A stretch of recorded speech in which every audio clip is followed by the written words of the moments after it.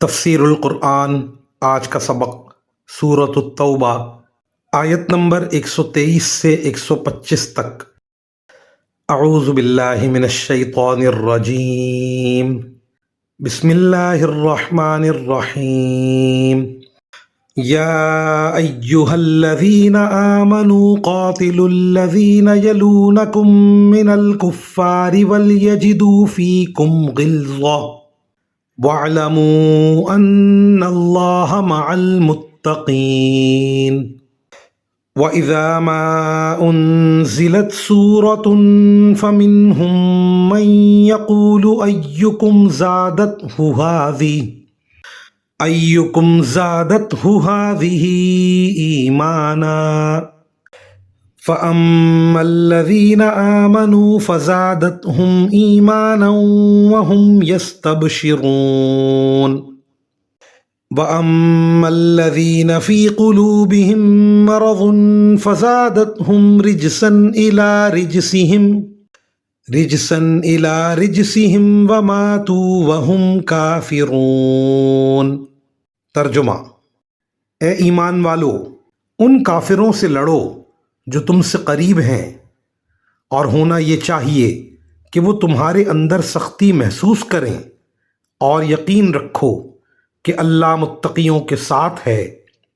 اور جب کبھی کوئی صورت نازل کی جاتی ہے تو انہی منافقین میں وہ لوگ ہیں جو کہتے ہیں کہ اس صورت نے تم میں سے کس کے ایمان میں اضافہ کیا ہے۔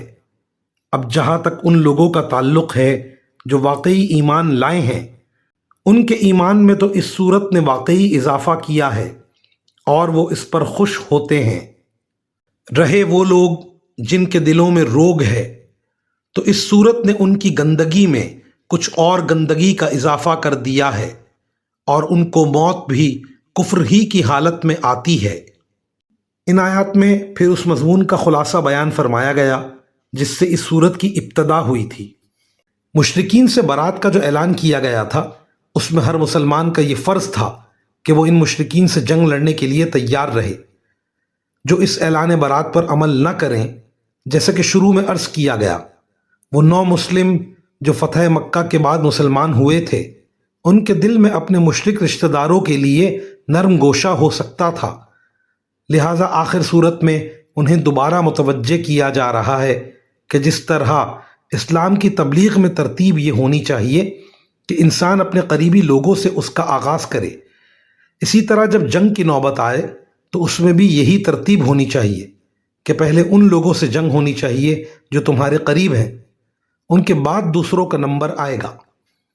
مزید فرمایا کہ ان کی قربت کی وجہ سے تمہارے دل میں کوئی نرم گوشہ پیدا نہ ہو جو تمہیں جہاد کے فریضے سے روک دے، نیز وہ لوگ تم میں کوئی کمزوری نہ پائیں، بلکہ انہیں تمہاری مضبوطی کا مکمل احساس ہونا چاہیے۔